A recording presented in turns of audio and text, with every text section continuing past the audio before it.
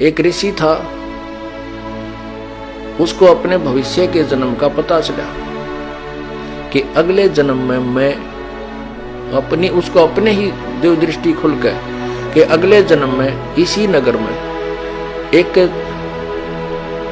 व्यक्ति के घर जो सूर है, सूरी है, उस सूरी के घर के पेट गर्भ से मेरा जन्म होगा और उस सूरी के माथे पर गांठ है अच्छी मोटी, और उसके ही गर्भ से मेरी मृत्यु के बाद उसके गर्भ से जन्म होगा और मेरे सिर के ऊपर एक बहुत काला सा मोटा एक अलग से निशान होगा।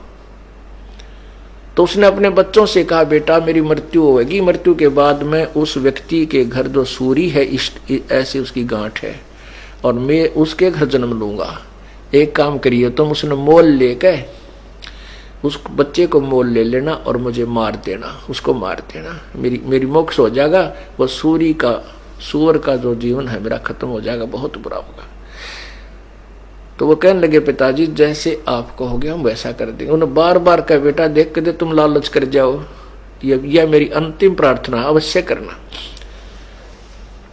वो बच्चे बोले, पिताजी आप निश्चिंत रहो, क्या आप हम इतना भी नहीं कर सकेंगे आपके लिए, उसके लिए 5-4 अन्य रुपये 2 रुपये का वो सूअर का बच्चा नहीं लेंगे, आप निश्चिंत हो जाओ।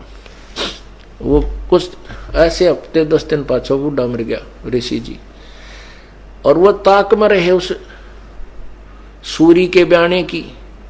वह महीने 2 महीने में 6 महीने हुआ, सूरी ने बच्चे दे दिए।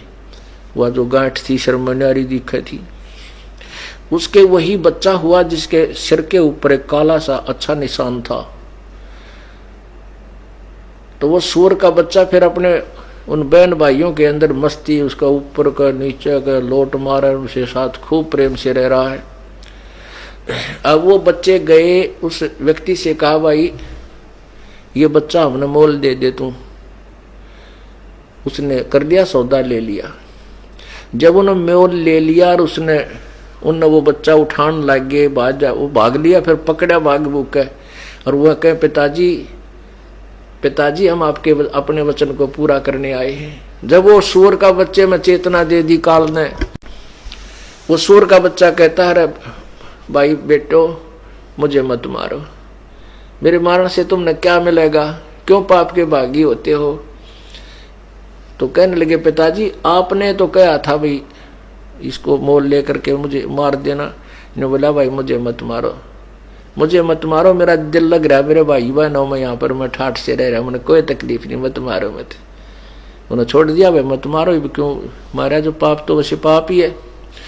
तो ये समस्या इस काल की है। जब एक सुअरी के बच्चे के जन्म में वहां उस अपने परिवार में इतना व्यस्त हो गया, इतना खुशी मना रहा है, और स्वर्ग में जाए पास देवता कदे भी इस बात को हृदय से नहीं कहेंगे, ऊपर से कह भी दें भाई मानुष जन्म इनका हो गया, तो हम जो है ना वो भक्तिया नहीं करें, मोक्षशाली करेंगे, तत्वदर्शी संत ढूंढेंगे, यान दे फिर अंडी पाक जाए, अपनी अपनी डफली अपने अपने राह, क्यों काल की बहुत भयंकर मार है। तो ये वहां पर हृदय में कसक कि भगवान ये तो गलत स्थान पर आगे तड़फेगा, वो एकाध ही होता है। कहते हैं उसकी वो जो मेरी प्यारी आत्मा ऐसे वहां तड़फ करेगा, उसके पास पहुंच जाऊंगा, उसको शरीर को ऑफ कर दूंगा वहीं से, देव वाले शरीर को, और उसको ले आऊंगा वहां से, फिर मनुष्य शरीर दे दूंगा। अब देखो वो परमात्मा तो हमारे लिए इतने खाड़े भरन लाग रहा, और हम कति बालक की तरह उसकी तरफ परवाह नहीं कर रहे। तो पुण्यात्माओं ये बातें कहन सुन की नहीं, ये कर पाड़न की है। ये सुनकर आनंदित होने तक सीमित नहीं रखना, इनके ऊपर स्टेप बाय स्टेप आपने कदम रखने हैं। शिव मंडल ब्रह्मापुरी चाहे विष्णु लोक में हो, अमरे गुण भूले नहीं तो आन छुटाऊं तो कहते मैं तेरी वहां से भी पीछा छुटवा दूंगा और फिर तुझे मानुष शरीर दे दूंगा। लेकिन मानुष शरीर पाके फिर वही बकवादा बढ़ जावा हम। तो इससे क्या है, जैसे आपने संत परमात्मा की वाणी सुनी कि चलते मार्ग जोगिरे तासर नाही दोष, कह कबीर बैठा रहे उसको करने कोश। अब जैसे परमात्मा ऑप्शन दे रहे हैं कि जो कतिये नहीं लगा इस मार्ग पर अभी तक, बिल्कुल स्टार्ट नहीं करी जिसने भक्ति या सत्य भक्ति, वो तो बिल्कुल अभी तक सारा काम उसका शेष है, सारा सफर शेष है। और जो चलते मार्ग गिर गया वो कुछ तो सफर तय कर चुका है, यदि आगे बर्बाद ना करेगा तो।